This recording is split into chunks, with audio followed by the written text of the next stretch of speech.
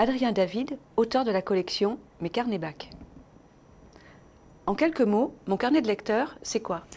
Mon carnet de lecteur, c'est un carnet qu'on peut utiliser n'importe où, chez soi, au lycée, à la bibliothèque, dans les transports, pour noter ses impressions de lecture, ses analyses à propos des œuvres qu'on étudie en cours de français au lycée.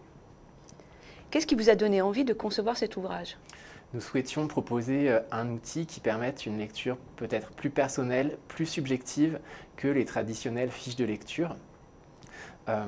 C'est un moyen, selon nous, de mieux s'approprier les enjeux des œuvres pour préparer les épreuves du baccalauréat. Vos 3 conseils pour utiliser au mieux ce carnet. Le premier conseil, ce serait de se sentir libre, d'utiliser le carnet comme on le souhaite. Ce n'est pas un cahier d'exercice, c'est vraiment un outil personnel. On peut choisir de remplir certaines rubriques, d'autres non, en fonction des œuvres qu'on lit ou de ses propres envies. Le deuxième conseil, ce serait d'être créatif, d'oser dessiner dans les marges, colorier des pages, les noircir, coller des images. Ça peut être un très bon moyen pour s'approprier, là encore, les enjeux des œuvres que l'on étudie. Enfin, le troisième conseil que je donnerais, c'est d'en faire un outil de préparation au baccalauréat sur le long terme.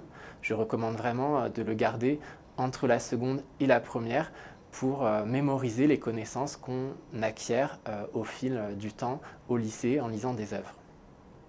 Et mon carnet d'histoire littéraire, de quoi s'agit-il? Mon carnet d'histoire littéraire, c'est le pendant de mon carnet de lecteur. C'est un carnet qu'on peut aussi compléter, s'approprier en le remplissant et qui offre des textes et des images qui permettent de mieux ancrer les lectures faites en classe dans un contexte historique, artistique et littéraire. C'est donc un très bon moyen là aussi de préparer les épreuves du baccalauréat. Merci Adrien David. Merci.